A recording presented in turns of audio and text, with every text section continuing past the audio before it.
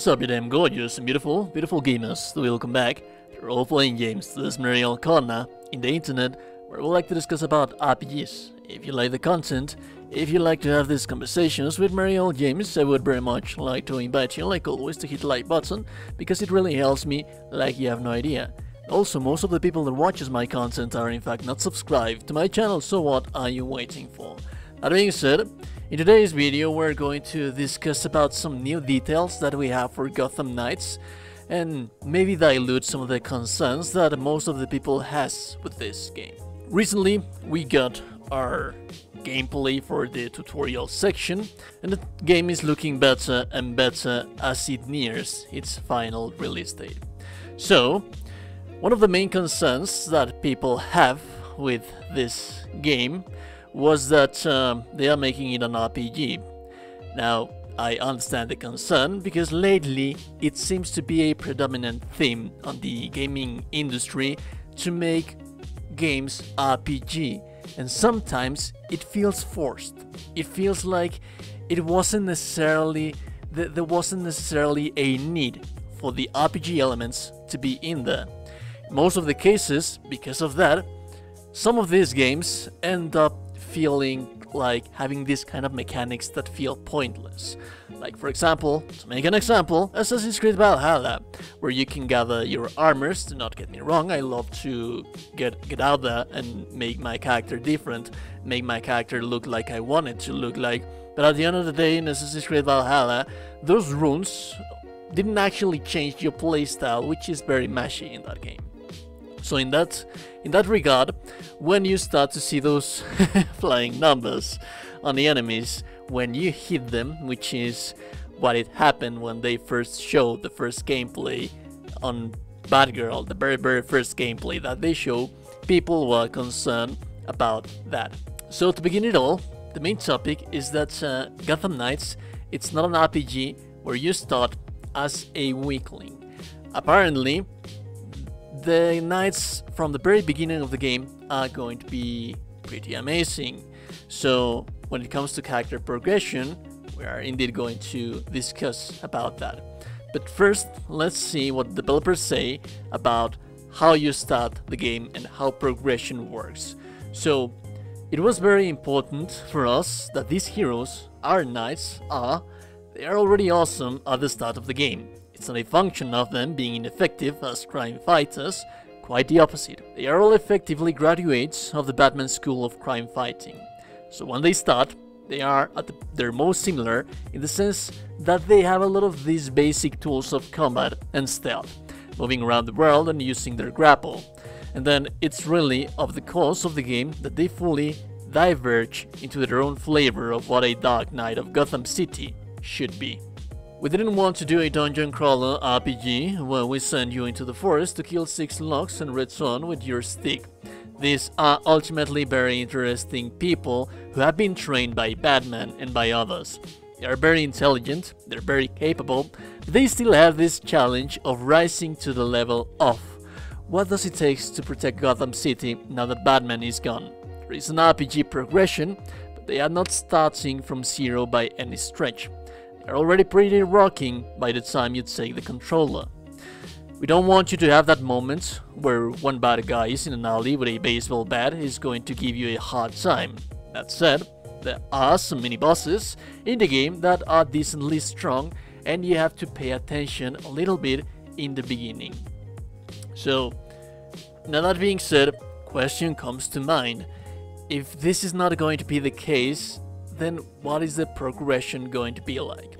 Basically, what it means that from the very beginning of the game, you are going to feel powerful. We know we have this kind of trend where you strip off your powers from your characters and then over the course of the game, you feel how they get stronger. That is only natural for RPG games to work like that because you want to feel that sense of progression in your character. Going back again to Assassin's Creed Valhalla, it does not matter how many skill points do you place in your skill tree, it doesn't matter how many runes do you place on your weapons, because your playstyle at the end of the day, it's going to be the same. Now what they are saying in here is that you are going to have this cool as moves from the very beginning of the game. You're going to have your grapple, you're going to have your combos, your characters are going to be powerful, you can use stealth from the very beginning of the game, and then after that is where it gets the character progression. We know that this game is an open world RPG where there's going to be a loot system. We know that characters will have different outfits. All of these different outfits will impact how you ultimately decide to play the game because of how they alter your stats. They also have skill trees. So if we believe that this is going to be amazing and that these game mechanics have actually been implemented correctly, then based on all the skill trees, we could hope, I should like to hope as well, that it is going to be amazing on how you build a character based on your skill trees, because there's going to be skill trees based on the gear that you get throughout the rest of the game.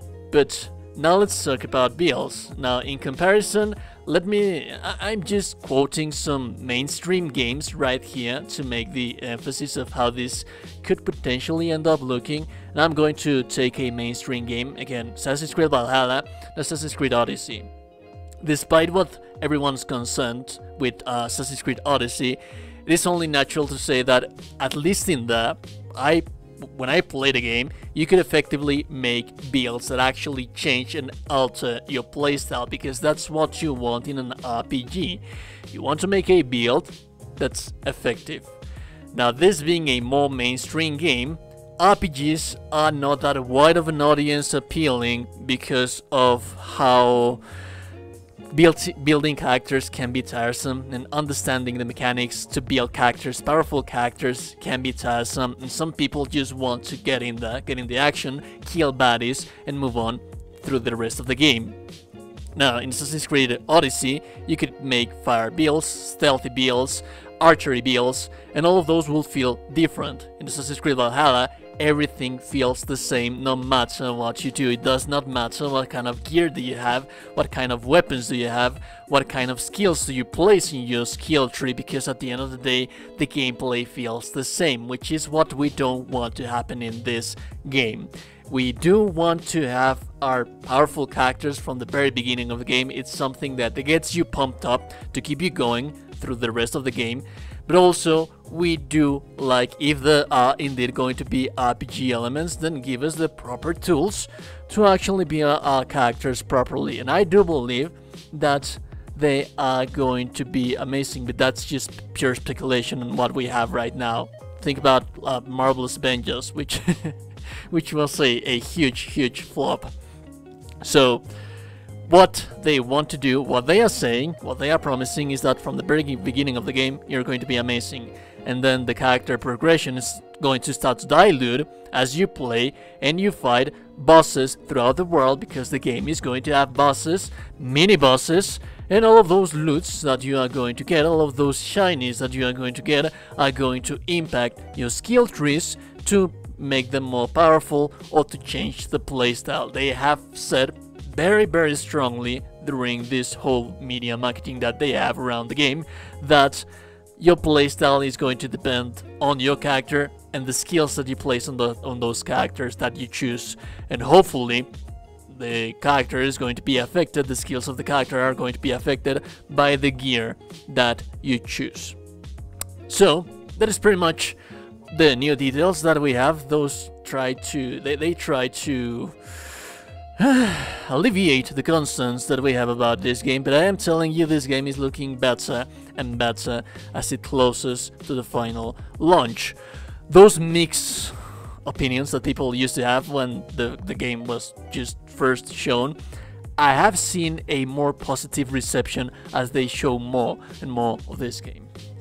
Anyways, that being said, if you like the content, then do please smash the like button, because it really helps me like you have no idea. And remember that if no one has told you today that you are a gorgeous and beautiful gamer, you are indeed a gorgeous and beautiful person. Remember to like the video, subscribe before you close the door, and have a beautiful day. Goodbye.